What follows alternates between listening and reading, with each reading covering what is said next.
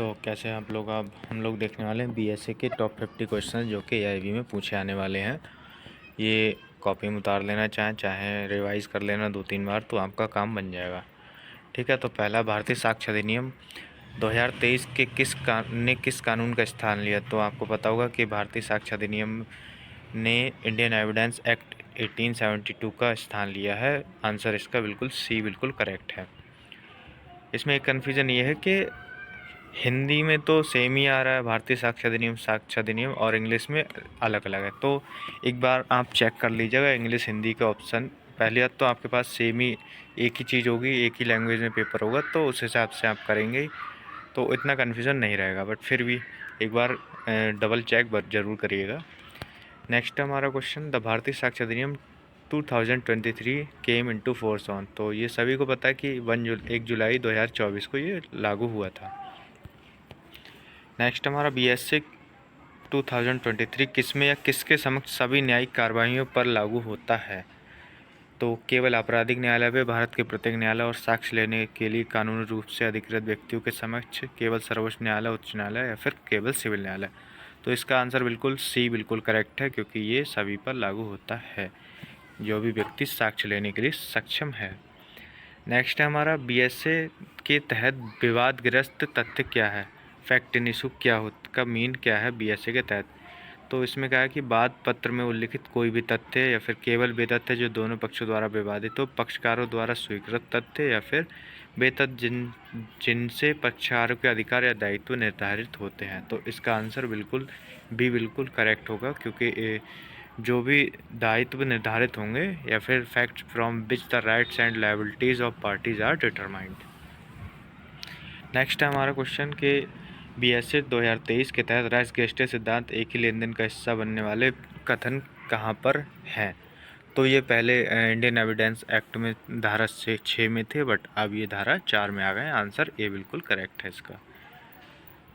Sorry, धारा 4 में Indian evidence act में थे और धारा 6 में अब यहाँ पर आ गए हैं। तो इसमें हमें कंफ्यूज नहीं होना है बिल्कुल ही। बीएसए के रेस गेस्टे का जो सिद्धांत है वो धारा 4 में है बीएसए में। ठीक है, तो ये गलत लिखा हुआ है, इस पे ध्यान मत देना आप लोग। नेक्स्ट हमारा कि बीएसए के तहत उद्देश्य, तैयारी और पूर्व या बाद के आचरण को दर्शाने वाले तथ्य किस धारा के तहत प्रासंगिक है। Fact showing motive, preparation and previous of subsequent conduct are relevant under. तो ये किस सेक्शन में है, हमारे सेक्शन 8 में ये है। द आंसर इसका सी बिल्कुल करेक्ट आंसर है। नेक्स्ट हमारा बीएसए 2023 के तहत विवादग्रस्त तथ्य के अवसर, कारण या प्रभाव वाले तथ्य किस धारा के तहत प्रासंगिक हैं। तो ये है हमारे आंसर, इसका बी है, सेक्शन 7 में ये प्रासंगिक हैं दिए गए हैं। BSA under BSA 2023 admission is defined in. Admission कहाँ डिफाइन किया गया है, यानी कि बीएसए के तहत स्वीकृति किस धारा में परिभाषित की गई है। तो ये है हमारे धारा 17 में परिभाषित की गई है। आंसर इसका भी बिल्कुल करेक्ट है। नेक्स्ट हमारा, बीएसए के तहत स्वीकृति प्रासंगिक है और उसे करने वाले के विरुद्ध साबित की जा सकती है, किस सिद्धांत पर आधारित है। तो यह हमारी आधारित है कि स्वीकृति के विरुद्ध मूल साक्ष्य है, सुनी सुनाई बात का साक्ष्य, रेस गेस्टे, या फिर विबंधन। तो इसका हमारा स्वीकृतिकर्ता के विरुद्ध मूल साक्ष्य। Admission are substantive evidence against the maker.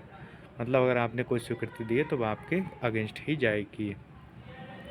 Next हमारा कि under BSA 2023 a confession made to police officer. ये तो सभी को पता होगा कि पुलिस ऑफिसर के सामने अगर आप कोई भी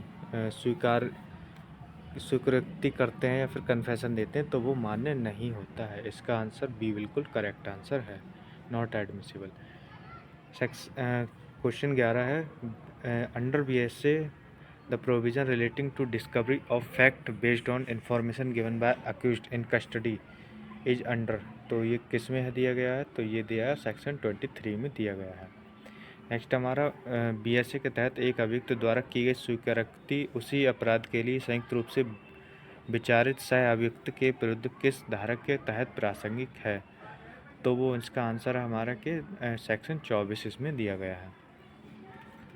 नेक्स्ट हमारा, under BSA a dying declaration is admissible under which section.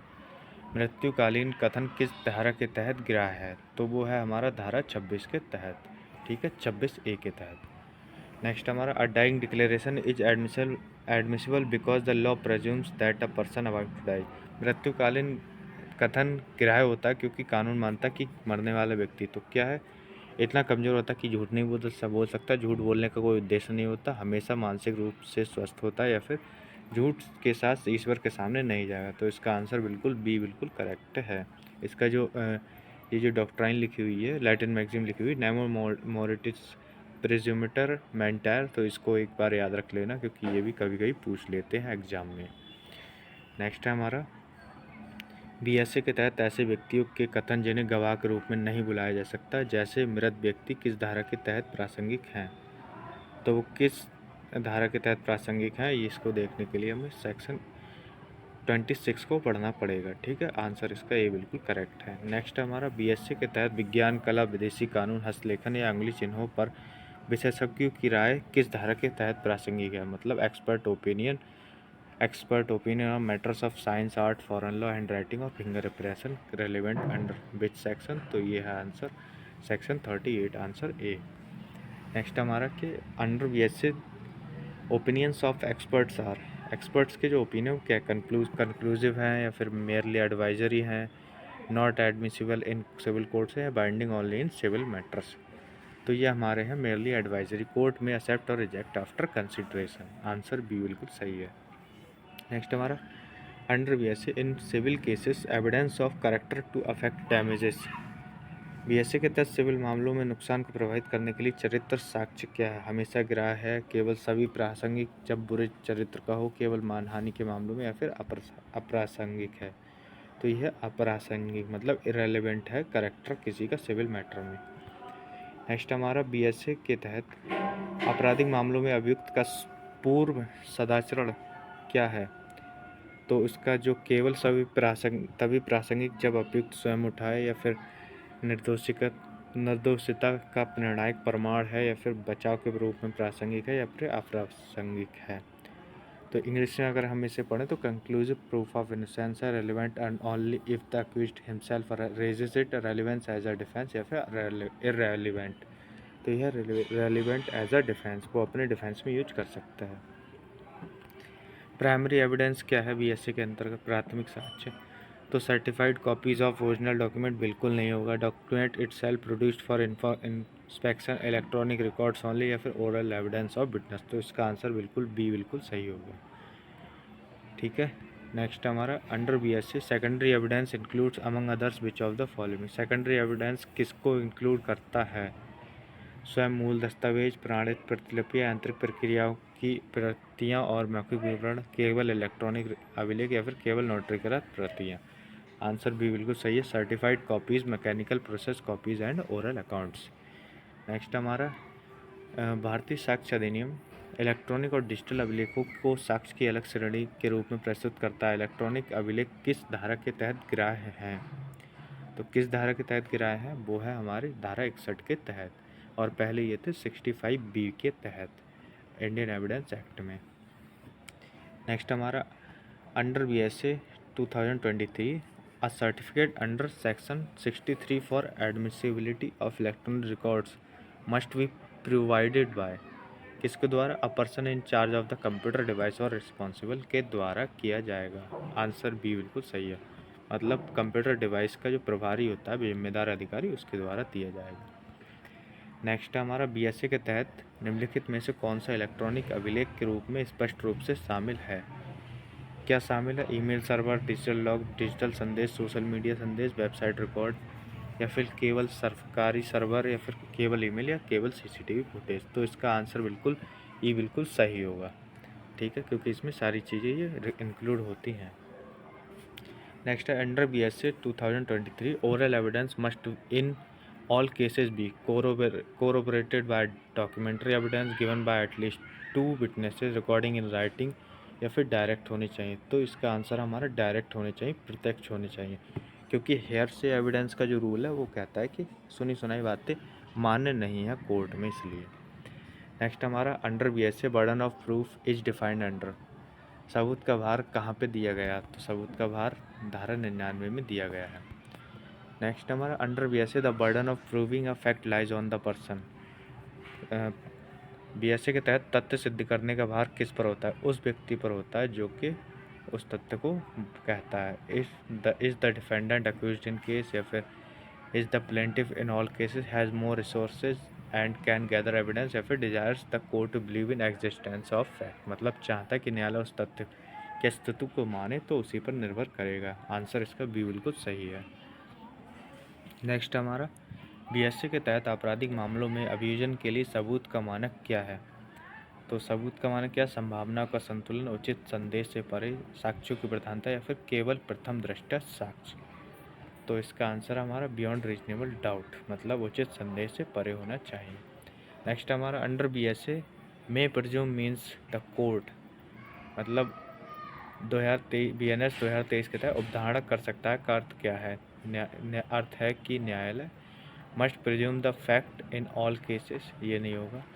Is conclusively bound by presumption, बिल्कुल नहीं। Never question the presumed fact, बिल्कुल नहीं। हैज़ डिस्क्रिशन टू प्रिज्यूम और not and may call for proof, तो इसका answer बिल्कुल B बिल्कुल सही आंसर है।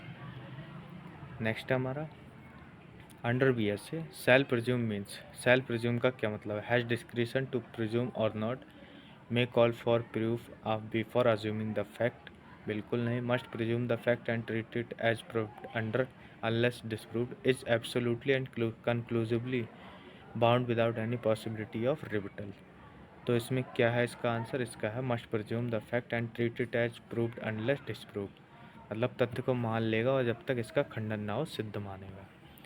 नेक्स्ट हमारा, बीएसए के अंदर कंक्लूसिव प्रूफ क्या है? बीएसए के तहत निर्णायक प्रमाण क्या का अर्थ है? तो क्या अर्थ है? न्यायालय उपधारणा कर सकता है लेकिन अतिरिक्त साक्ष्य मांग सकता है। न्यायालय तथ्य को सिद्ध मानने के लिए बाध्य है, विपरीत साक्ष्य अनुमत नहीं है। केवल न्यायाधीश का व्यक्तिगत ज्ञान, या फिर न्यायालय उपधारणा करेगा लेकिन तथ्य का खंडन हो सकता है। तो इसका आंसर है बिल्कुल सी, बिल्कुल करेक्ट आंसर है। The court is bound to treat the fact as proved, no evidence to the contrary allowed, क्योंकि एक बार कंक्लूसिव प्रूफ हो गया तो वो बिल्कुल प्रूव है, इरेबटेबल रह जाता है वो। नेक्स्ट हमारा, under BSA the doctrine of estoppel is defined contained in, विबंधन का सिद्धांत कहाँ पे है? तो विबंधन का सिद्धांत है हमारा सेक्शन 121 से 123 तक, ठीक है। सॉरी, इसमें तो 115 से 117 है, कोई दिक्कत नहीं है। इसको एक बार आप डबल चेक जरूर करिएगा कि 121 से 123 है या फिर 115 से 117, क्योंकि जहाँ तक मुझे याद है 121 से 123 है। नेक्स्ट है, the doctrine of estoppel under BSA means a person cannot deny, BSA के तथ्य तहत विबंधन के सिद्धांत का अर्थ है कि व्यक्ति क्या नहीं नकार सकता? प्रत्यक्ष साक्ष्य द्वारा सिद्ध तथ्य, किसी पंजीकृत दस्तावेज में उल्लिखित तथ्य, न्यायालय के समक्ष दाखिल हलफनामों में दिए गए तथ्य कथन जो उसने सत्य बताया हो और जिस पर दूसरे ने नुकसान उठाकर भरोसा किया हो। तो बी बिल्कुल इसका सही आंसर है कि what he has represented to be true and upon which another has acted to his detriment. Next हमारा, the under BSA who is competent to testify as a witness, तो ये है इसमें कि कौन साक्षी के रूप में गवाही देने के योग्य है? तो कौन है? All persons except who those declared incompetent by court, तो इसका ए आंसर बिल्कुल सही आंसर है। कानून द्वारा आयोग घोषित किए गए लोगों को छोड़कर सभी व्यक्ति हैं साक्ष्य देने के लिए समक्ष। Under BSA a hostile witness can be cross examined bye a party who called them with the permission of, तो किसके को परमिशन के द्वारा आता है? मतलब बीएसए के तहत प्रतिकूल साक्षी की जिरह जिससे उसे बुलाने वाले पक्ष द्वारा उस किसकी अनुमति से की जा सकती है? तो वो की जा सकती है न्यायालय की अनुमति से। बीएसए के तहत प्रमुख प्रश्न कब पूछा जा सकता है? तो वो पूछा जा सकता है जबकि क्रॉस एग्जामिनेशन होती है जिरह के दौरान और मुख्य परीक्षा में न्यायालय की अनुमति से, ठीक है। आंसर बी बिल्कुल इसका करेक्ट है।